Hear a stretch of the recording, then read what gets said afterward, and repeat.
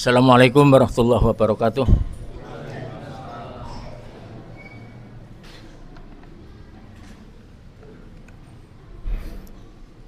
Alhamdulillahi wa kafa. Assalatu wassalamu ala Rasulillah wa alihi wa sahbihi wa ma'al amma ba'd. Para jamaah sekalian, kegiatan Qiyamul Ramadan yang dikemas seperti ini, Isya nyambung tarawih, intinya itu sholat, bukan ceramah. Karena intinya itu sholat, bukan ceramah, maka dari pusat sampai daerah dan cabang sampai sekarang tidak ada diskusi maupun kajian khusus yang membahas tentang sebetulnya ceramah tarawih itu berapa jam sih, berapa menit. Tidak ada. Ceramah tarawih itu dilaksanakan sebelum isya, apa sebelum tarawih, apa sebelum witir, apa sesudah witir. Nah ini kalau saya paling senang sesudah witir ini, nyantai terus ada tahu campurnya gitu, malah senang gitu.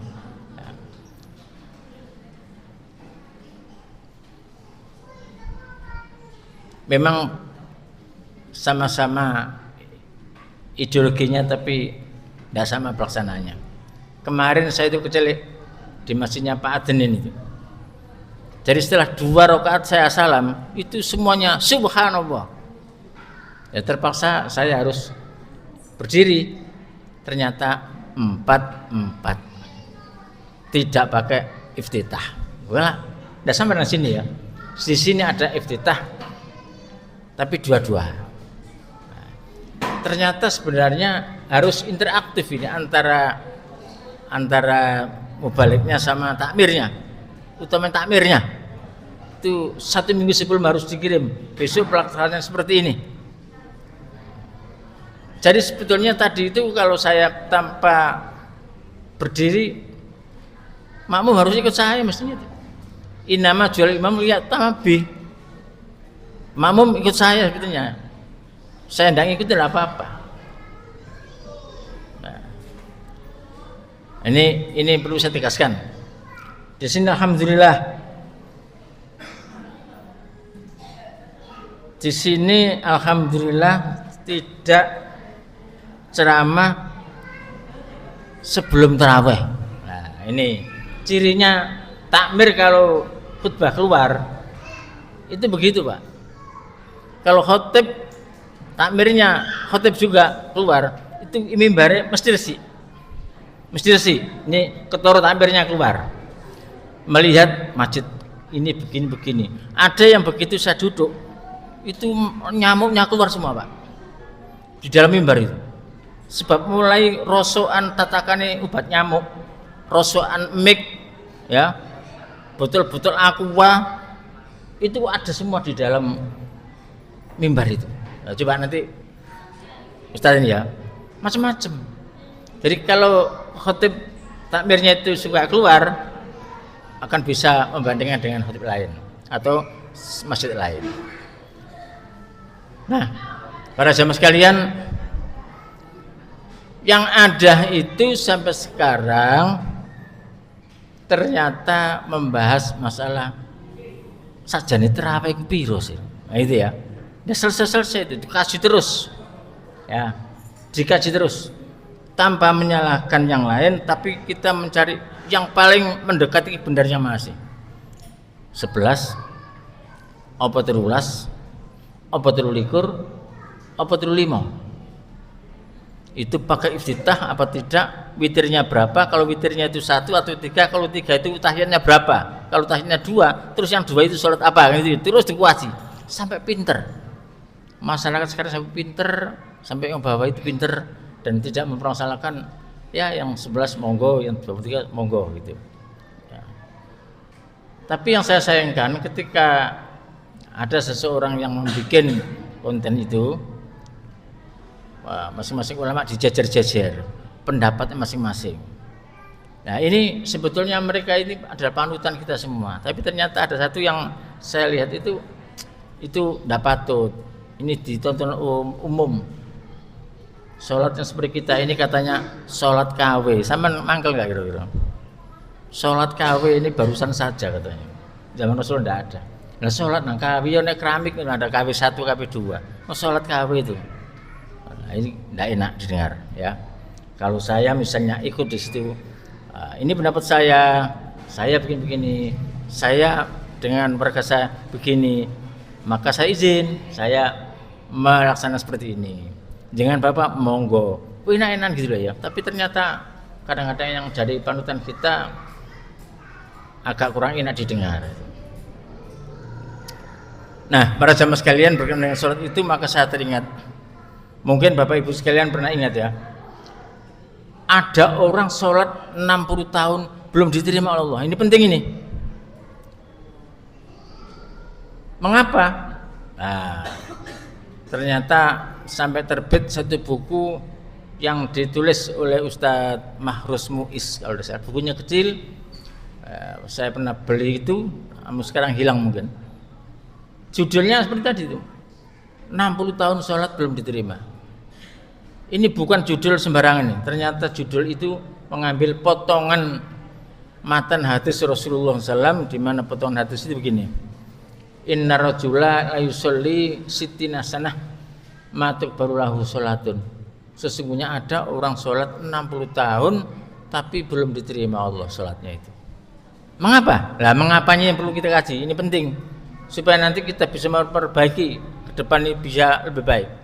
Mengapanya begini?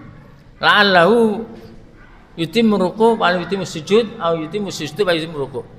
Ada kalanya orang sholat itu menyempurnakan rukuk tapi tidak menyempurnakan sujud. Ada sebaliknya, menyempurnakan sujud tidak menyempurnakan rukuk. Sehingga pantas kalau ada sholat tarawih, anggap saja ya yang berapa, itu ternyata hanya 7 menit bahkan kurang. Nah, nanti bisa dilihat itu. Biasanya kalau 1 minggu sebelum Ramadan ini biung di-share guyonan ya. Ada yang sholat sekian kilometer cepat sekali. Nah, ada yang sholat dimami orang Afrika, wah seneng lagi itu ya, orang Afrika itu. Jadi itu kalau nggak guyu mesti ada masalah sama ini ya. Coba nanti dilihat dari YouTube ya, sholat imam orang Afrika itu sama nggak guyu penjadinya sama ada masalah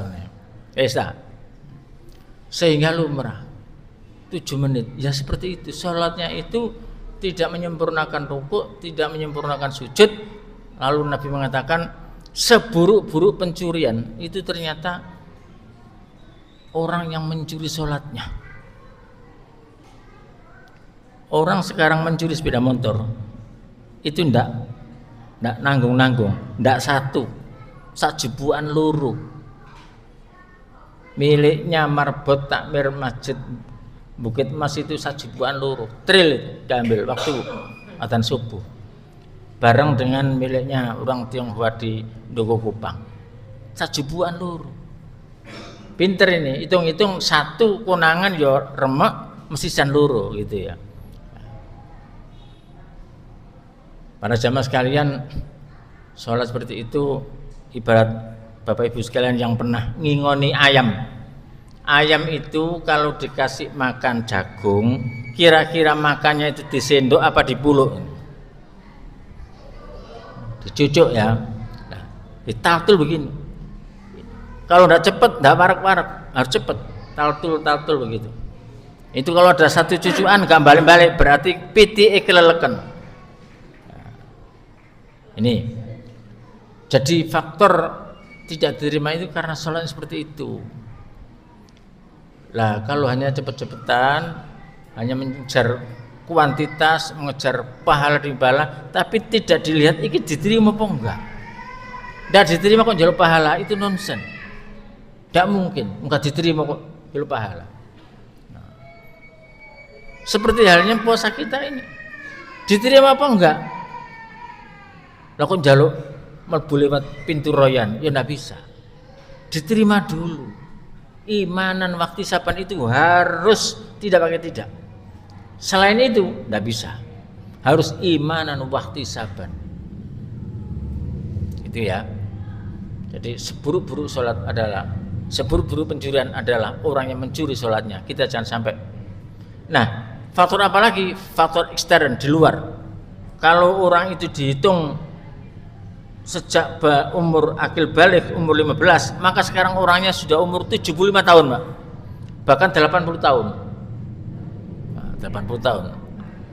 100 tidak ada sini ya. Mahathir Muhammad itu 100 tahun bulan Juni ke depan. Itu masih blonjo, tajil. 100 tahun. Mengapa kok tidak diterima terus itu? Kenapa? Walaupun sudah 75 tahun, ya karena satu, walaupun sholat 60 tahun tetapi masih berbuat kesyirikan. Ini lagi tegaskan, kesyirikan. Jangan dikira zamannya sedemikian majunya orang juga tambah pinter, tapi malah beludak orang mencari yang lain. Padahal setiap hari di situ ada la ilaha illallah dalam sholat itu. Kalau senangan itu wahad, di situ ada Allahus Samad, Allah tempat kita bergantung. Ternyata Allah yang tempat bergantung itu dikira kurang cepat sehingga mencari jalan pintas yang keluar dari ajaran kita yang murni. Kemudian qati'ur rahim, memutuskan tali persaudaraan. Jadi waktu sholat 60 tahun tapi dalam kehidupannya sampai keluar kata-kata wes gak dulur-duluran, itu namanya memutuskan tali persaudaraan. Jangan diharap sholatnya 60 tahun diterima. Yang ketiga, berbuat zalim. Zalim itu bisa terhadap dirinya sendiri, zalim kepada Allah tidak mengikuti syariatnya, dan zalim kepada orang lain. Ini malah lebih bahaya. Ibu-ibu jangan heran kalau besok misalnya di akhirat menerima buku catatan amal itu tulisannya hasanat, bagus. Bertanya dalam hati, saya itu tidak pernah infak sodako apalagi zakat di dunia dulu itu kok bagus-bagus semua. Itu karena apa? Karena ketika hidup dizalimi oleh seseorang. Nah, orang yang berbuat zalim itu dosanya besar, tentu ada kebaikan, tapi kebaikan ditutupkan, keburukan itu tidak nutup. Wa'at bi sayyatal hasanah itu tidak nutup. Memang Allah perintahkan demikian, ayo ikuti, iringi perbuatan burukmu dengan kebaikan supaya nanti bisa tertutupi. Tidak bisa, karena saking besarnya keburukan itu. Lalu sekalian, kita ini sebenarnya kaya semua ini. Uang kita ini cuma dibagol wong 300 triliun itu misalnya ya. Hasil infak malam ini 300 triliun. Jenengan ndak pulang sama ibu ndak pulang, hitung duit 300 triliun. Subuh mulai jengkean kabeh. Ya, ndak sedikit itu. Kalau ini kalau dibungkus kerdus dimasukkan gerbong, maka panjangnya gerbong itu kalau kereta api berjalan panjangnya Jawa Timur, Jawa Tengah. Saking kaya. Nah, ini kalau dibagi wong sak masyarakat Surabaya, maka dari kakek nenek sampai cucu-cucu yang baru lahir itu bisa dapat mobil satu-satu. Sampeyan hitung itu 300 triliun sampeyan bagi 2 juta. Wis. Are cilik-cilik kebagian mobil semua. Ya. Minimal Agia. Ya. Gitu loh. Cuma dibagul wong. Lah ya rumangsa ini nanti akhir tahun 2025 ini baru keluar orangnya. Sudah 13 tahun lamanya di penjara. Iki sik donya, belum akhirat. Sehingga nanti bisa dikatakan orang yang bangkrut di sisi Allah Subhanahu wa taala. Membawa di hadapan Allah salatnya, membawa amal puasanya, membawa amal sedekah zakatnya, haji dan umrohnya. Balik-balik. Tapi ternyata begini, makan uangnya orang banyak. Uangnya berapa ini? 2.500 orang. 2.500 juta ya. Ya. Tahun berapa? 135 juta itu cilian saya dulu. Sekarang sudah 275 jutaan penduduk di Indonesia ini. Itu kalau nuntut semua gimana? Ya bangkrut. Nah, ini mudah-mudahan ke depan sudah tidak ada lagi orang seperti ini. Mudah-mudahan. Yang terakhir, ibu-ibu dengarkan ini, tidak diterima Allah sholatnya walaupun sudah 80 tahun hidup. Mengapa? Meninggal tapi masih ninggal utang. Nah, ini hati-hati. Hutang tidak apa-apa. Katanya wakil presiden yang dulu itu tidak apa-apa. Itu ta'awun, saling tolong menolong. Orang Indonesia saking api nandi ditawari utang. Saya tadi lewat di bawah tol itu sudah diutangi. Ayo utang rek. Kalau tidak percaya semen kesana sekarang di bawahnya tol itu. Utang, ayo utang. Besok bawa KTP sama KTP istrinya ben dikirim semen. Sampai begitu. Nah, karena hutang maka tanggung jawab harus ditanggung besok. Harus. Hutang memang boleh, tetapi ada keburukannya. Ibu-ibu jangan gelo nanti kalau misalnya meninggal terus gak disolati wong sak masjid, ya. Pak Haji Jumali wis gak usah disolati, iku sering ngemplang hutang. Itu enggak bisa disolati. Nah, itu Nabi pernah begitu. Apakah sahabat ini punya hutang? Betul ya Rasulullah. Ya sudah kamu sholatkan, saya tidak. Ketika ada seseorang yang menanggung hutangnya, mungkin ditanggung Bu Zuhro ini ya, wis tak tanggung kabeh lah, itu sudah bisa disolati. Cuma yang nanggung itu besok jangan enak-enak, mau wis mati kok gak eruh batas roh bakal, ndak boleh itu, tetap urusan dengan Allah itu. Ketika Rasulullah melihat ada seseorang yang tidak pulang-pulang dari masjid, sendepel sagak pendino maghrib isya gak boleh-boleh, itu ternyata ditanya ya karena perkara hutang. Hutang itu walaupun boleh, tetapi dunia yang begitu lebar, begitu luas, hanya dirasa sebesar daun kelor, ngalor ngidul ditagih hutang. Maka Rasulullah mengajarkan doa, Allahumma inni a'udzubika minal hammi wal hazan wa a'udzubika minal ajzi wal kasal wa a'udzubika minal bukhli wal jubni wa a'udzubika min ghalabatid dain wa qahrir rijal. Ya Allah, lindungi kami dari lilitan hutang dan dikejar-kejar orang. Mudah-mudahan kita semua terhindar dari itu semua.